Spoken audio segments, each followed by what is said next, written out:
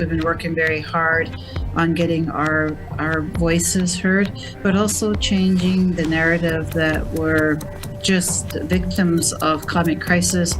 Tonight, delegates from BC represent at an international climate conference in Egypt. It does give some belief that what you do is valid. Plus, some familiar faces in the latest Order of Canada picks. Anyone who participates is invited to post their photos using the hashtag #RockYourMocks. And a virtual event is uniting people across Turtle Island.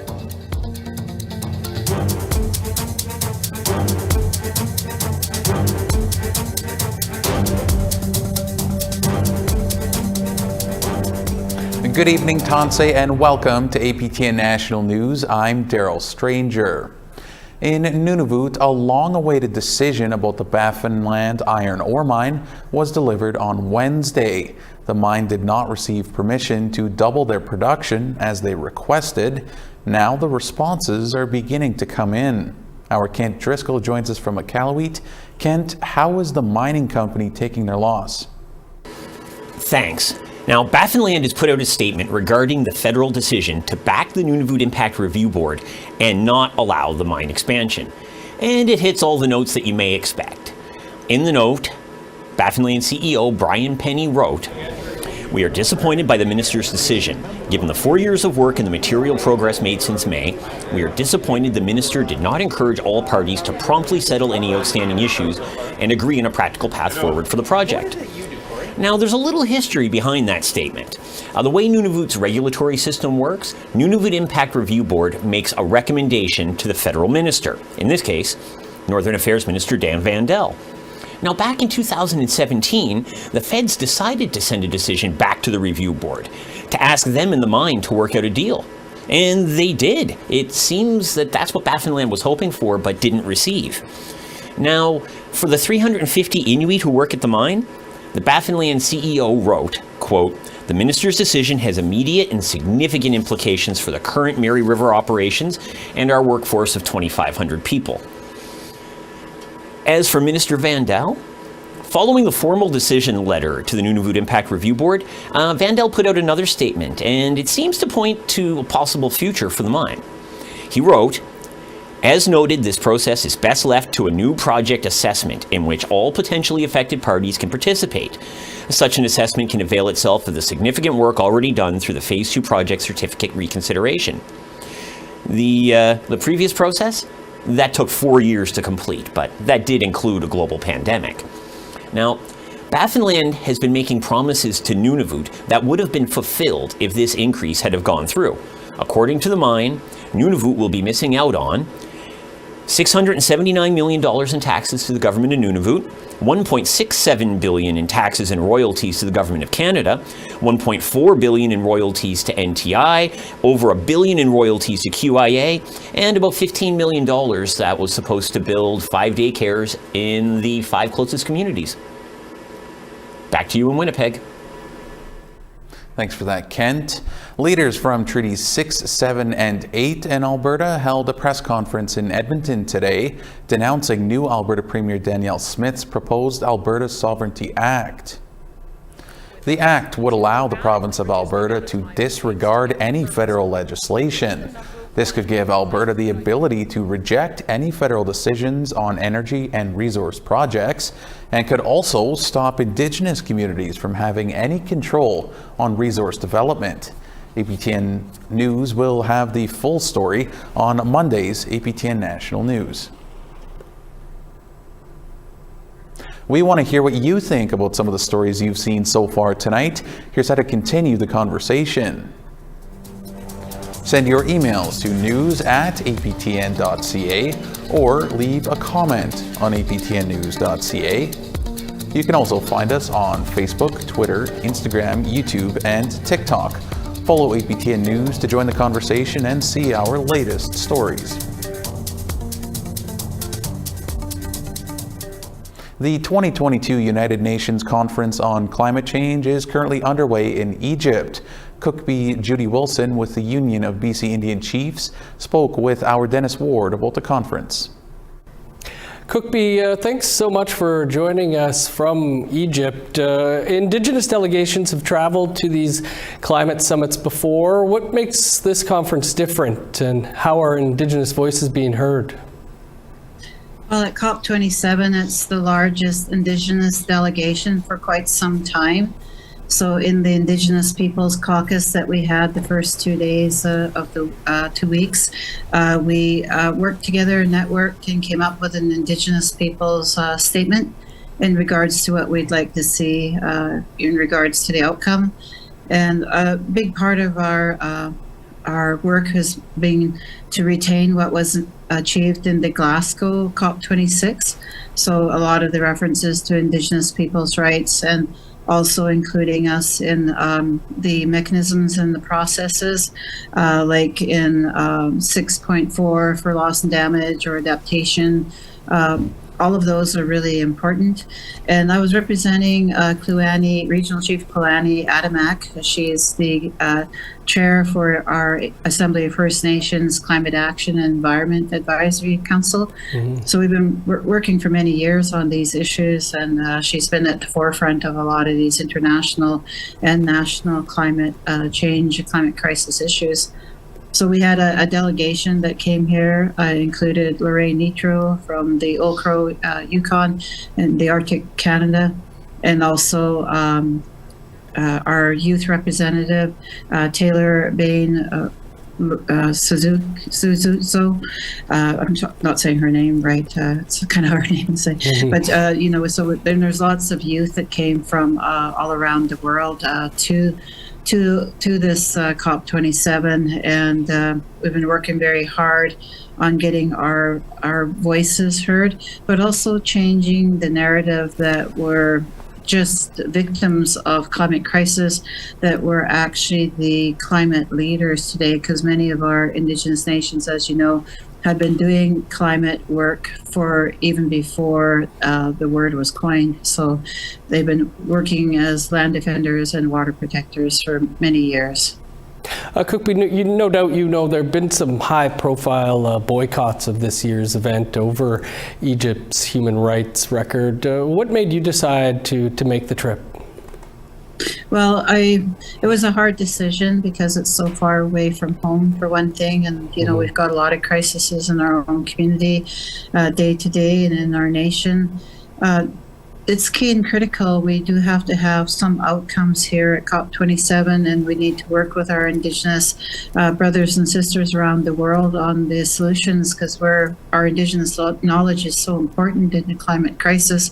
And in BC, Minister Galbo, he categorized it as the epicenter, or the main area. We've been having everything you could think of in climate crisis. So, it's driven the point home. We all need to do something about the climate crisis, and there needs to be more than just, mechanisms, more than just these solutions they call nature-based, for example. It removes us from, Indigenous knowledge and Indigenous people's rights when they call nature-based solutions. So we're over here explaining and debunking a lot of those, false solutions, but explaining how, as Indigenous people, we need to be key, front and center.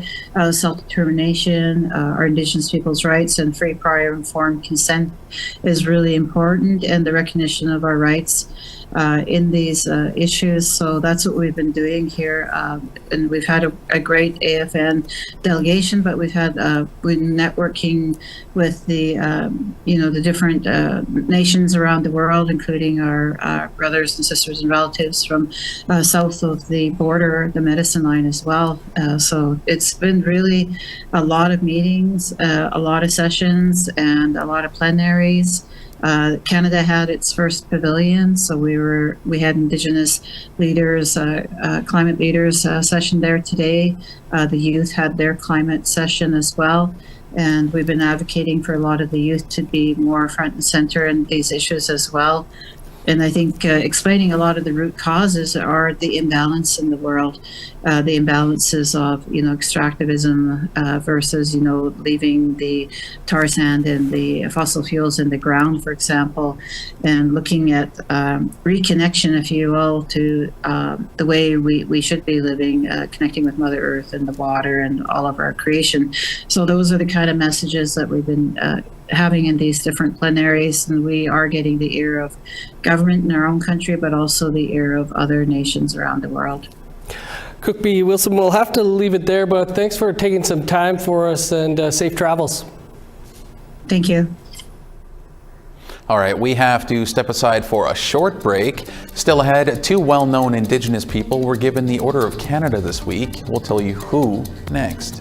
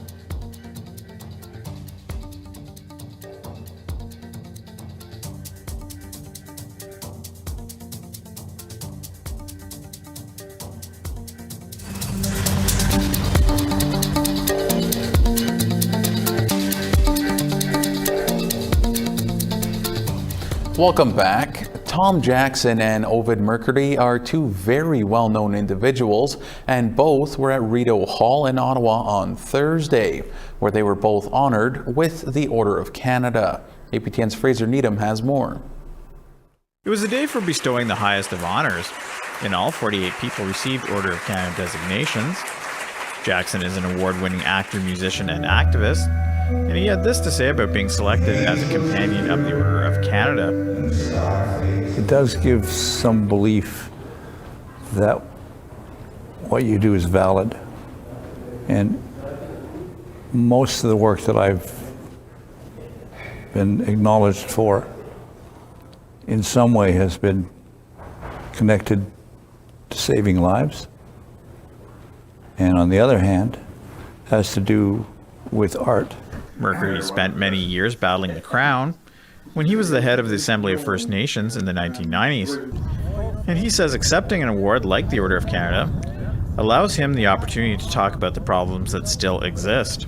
And still use that opportunity to speak about the divide that's there and why it's important for the next generation to pick up that battle to improve the human condition for our people.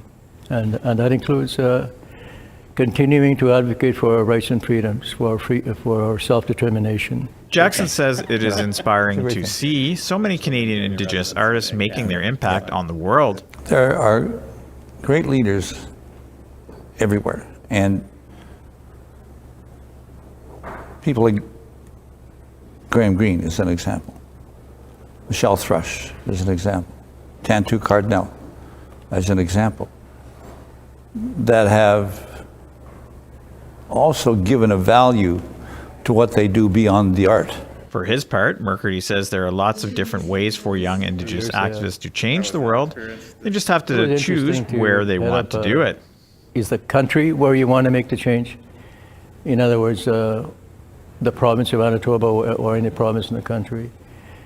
Or do you want to make the change in your own community, with your own people, with your own nation? So you make a choice first. And then you stay in that camp as best you can. You get all the skills you can get, whatever they may be, acquire all the knowledge you need, and be fully ambitious for courage, right? And then just go to work. Governor General Mary Simon was ill and could not attend the ceremony. In her place, former Governor General Michael Jean filled in and handed out the hardware. Fraser Needham, APTN National News, Ottawa. Earlier this week, we told you about Emma Morrison, the new Miss World Canada. Morrison, Cree from the Chapleau Cree Nation in Northern Ontario, is the first Indigenous woman to hold the title. Morrison spoke to APTN to tell us more about herself. She grew up hunting and fishing and now makes ribbon skirts as part of her humanitarian campaign for the Miss World Canada pageant. She says she feels empowered and resilient wearing her ribbon skirts and wanted to encourage making them for other women and LGBTQ2S+ people to help them feel the same strength. Last year, where I was going through a really emotional time, and I could say the same for a lot of First Nation communities here in Canada, was when after the 215 unmarked graves were found at Kamloops Residential School, this inspired me to reconnect to my culture, and this is when I began my Beauty is a Purpose. Morrison wants to use her new platform as Miss World Canada to advocate for Indigenous issues here in Canada. During the pageant, she was asked a question about what she would say to the Canadian government if presented the opportunity to discuss Indigenous issues. And when I got on stage, I was absolutely shocked that I, the only Indigenous woman in top 8, received this question. And then I remember looking at my mom and was thinking, oh, I'm getting emotional talking about this. I remember looking at my mom and saying to myself, this is the time to raise my voice for Indigenous issues. It's time for one final break, but still to come, an online moccasin event brings Indigenous peoples together. Like last year, this year's Rock Your Mock celebration is a week long, starting on November 13th and ending on the 19th.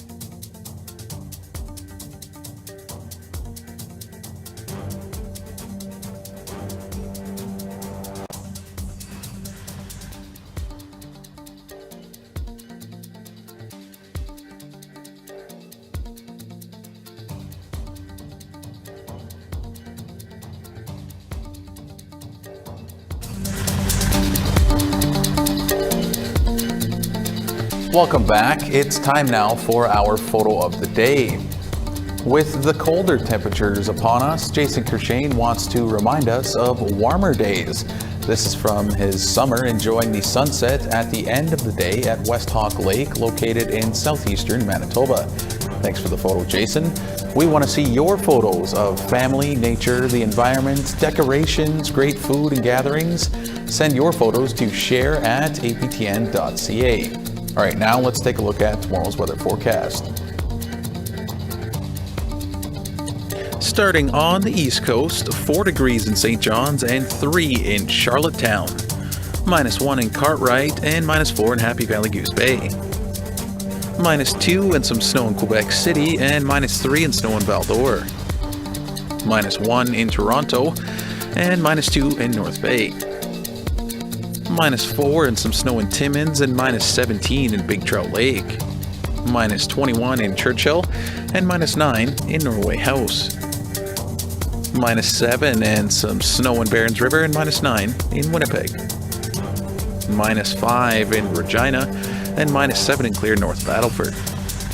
-3 in Buffalo Narrows and -7 in Uranium City. As we move west, -8 in Fort Chipewyan and -3 in Peace River.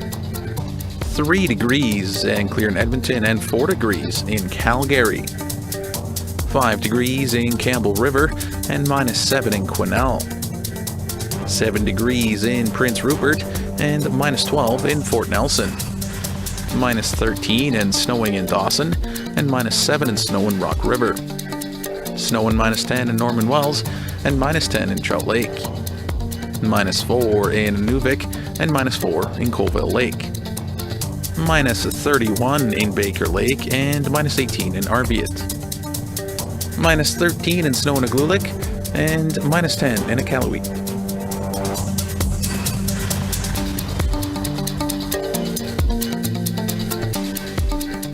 November is Native American Heritage Month, so that means this week is the time for Rock Your Mocks, a virtual unity event celebrating all things moccasins. Our friends at ICT put together this report on what it is and how you can participate. Here's senior correspondent Vincent Moniz.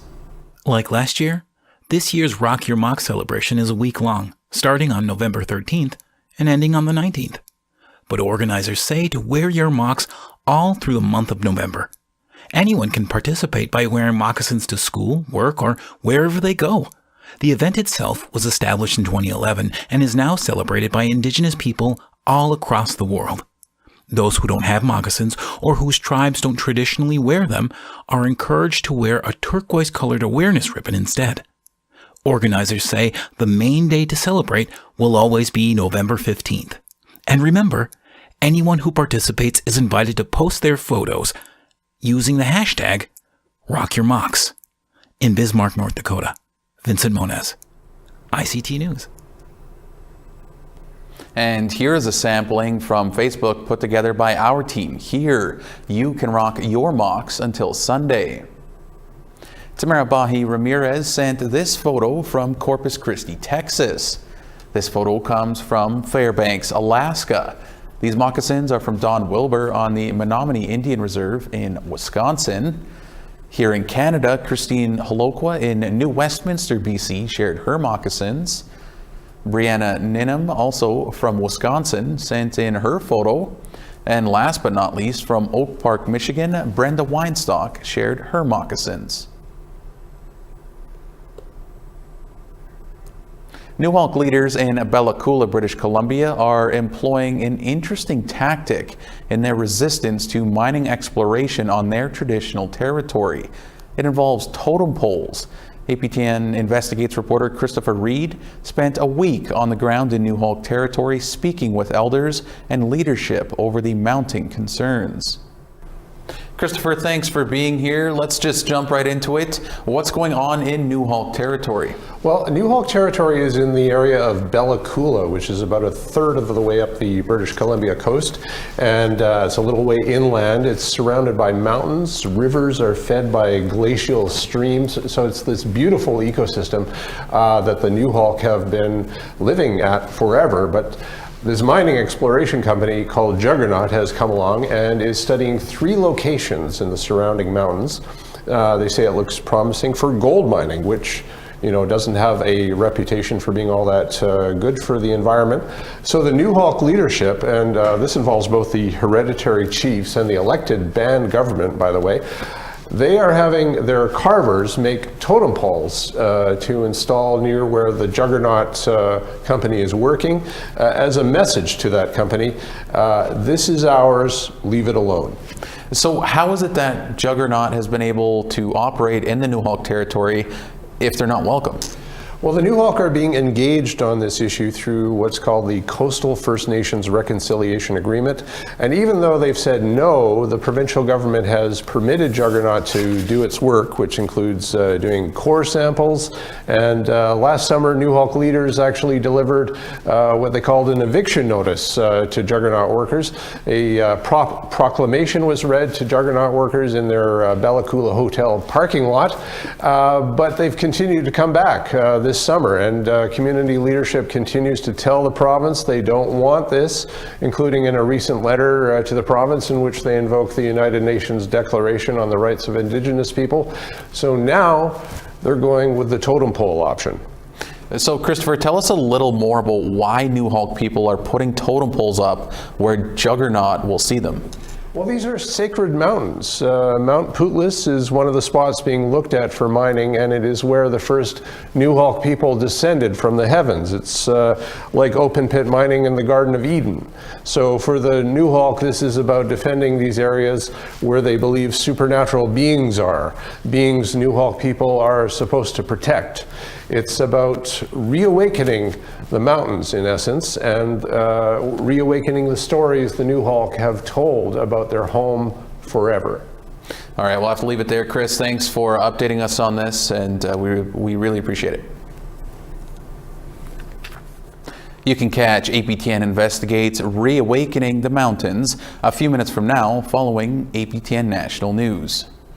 All right, and that is all we have for you on this Friday edition of APTN National News. If you missed any of our stories and you want to catch up, you can visit our website, aptnnews.ca. I'm Daryl Stranger. Thank you for joining us. Miigwech, and have a great night.